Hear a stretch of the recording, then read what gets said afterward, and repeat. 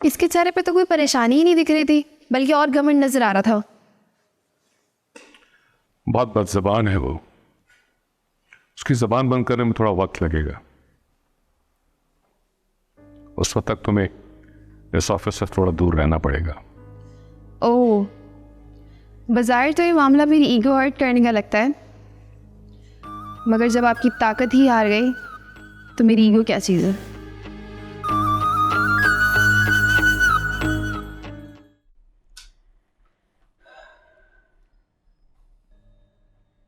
अम्मी, मैं उसे प्रॉपर डिवोर्स देने से पहले एक बार सोचना चाहता हूँ, लेकिन अगर वो इस ज़हनी कैफियत में मेरे सामने रही तो मैं उसे तलाक दे दूंगा।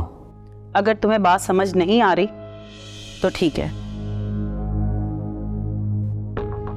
मैं मलाइका का फ़ोन लेने आई थी, मगर एक बात याद रखना, अगर वो एक बार इस घर से चली गई तो वापस नहीं आएगी। मैं ज़हनी तौर पर सुकून में आऊँगा तब ही इस मामले को जज कर सकूँगा। वो तुम्हारे बाप का और इस घर का पर्दा रख रही है। अगर किसी बेगुनाह लड़की को तलाक दोगे ना तो उसका ज़ब्त टूट जाएगा। फिर कहीं ऐसा ना हो कि तुम्हारी, तुम्हारे बाप की और मेरी रुसवाई पूरी दुनिया देखे। ठीक है, रखिए उसे, मैं ही ये घर छोड़कर चला जाता हूँ। कोई इस घर को कहीं छोड़कर नहीं जाएगा, ना तुम ना मलाइका। देखिए आंटी, ये हमारा घरेलू मामला है, आप प्लीज इसमें मत पड़िए। आप मलाइका को यहाँ से लेकर चली जाएं। देखो, इस वक्त तुम्हारा दिमाग बहुत गर्म है और मेरा दिमाग गर्म होने में टाइम नहीं लगता, लिहाजा तुम्हें किसी ठंडी जगह की ज़रूरत है जहाँ तुम सुकून से सोच सको। मुझे तुम्हारी अम्मी से कोई ज़रूरी बात करनी है। मैं जब वापस आऊँगा तो तुम मुझे यहाँ नज़र मत आना। मैं यहाँ से कहीं नहीं जाऊंगी, आई समझ?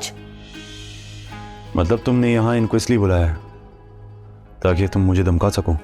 कबीर, तुम इस वक्त जाओ, तुम्हें वाकई किसी ज़हनी सुकून की जगह की ज़रूरत है। जाओ यहाँ से। ज़ैनब बहन, मुझे आपसे बहुत ज़रूरी बात करनी है, मेरा ख्याल है बैठ के बात करते हैं।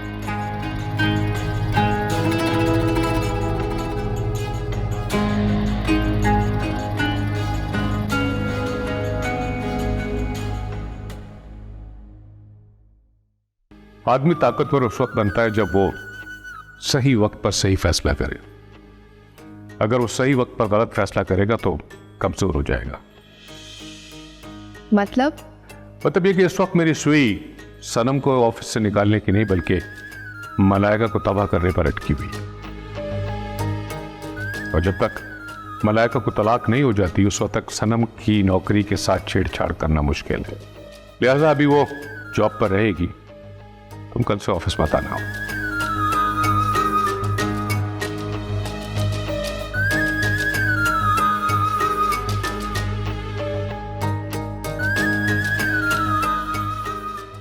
मुझ में और मेरी सास में तय हुआ था कि हम आपको कुछ भी नहीं बताएंगे।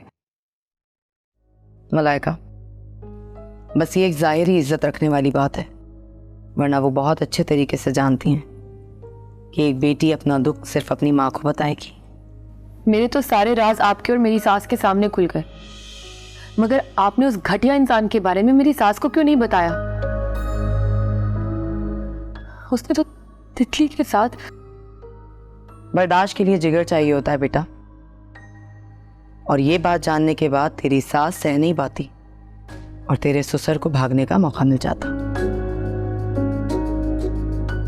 अच्छा, तू एक काम कर, वो मुझे अपने ससुर का, ज़ुहैब का और सांवरी का नंबर दे।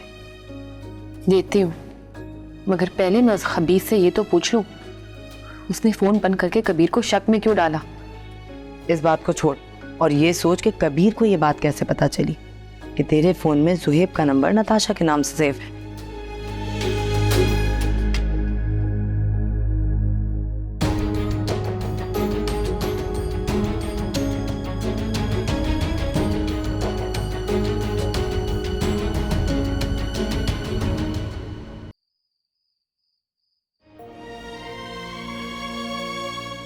मेरी दोनों बेटियों की जिंदगी को तबाह करने वाला एक ही शख्स है।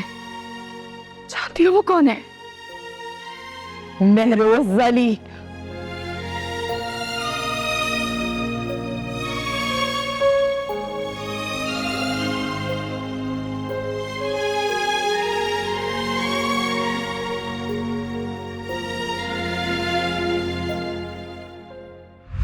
इतनी मुश्किल से याद करके मैंने तुम्हारा नंबर मिलाया है, ऊपर से पूछ रही है कौन? क्या तुम मदीहा नहीं हो? Sorry, wrong number.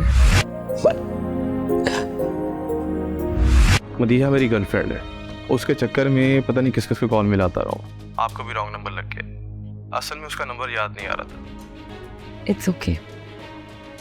बस मैंने यही कहने के लिए फ़ोन किया था कि मैं रॉन्ग नंबर करने वाला में से नहीं हूँ। अच्छा ना, इट्स ओके।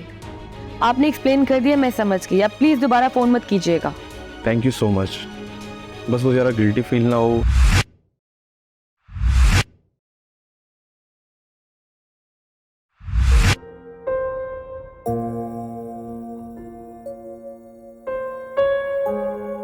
ये किसका मैसेज है?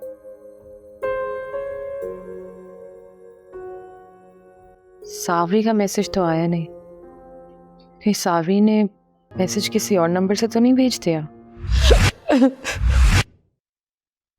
ये किसका मैसेज है? मलाइका मेरी जान, मैं तुम्हें बहुत मिस कर रही हूँ। तुम तो खुद वहाँ कबीर के साथ मज़े कर रही हो और मैं यहाँ तुम्हें पल पल मिस कर रही हूँ।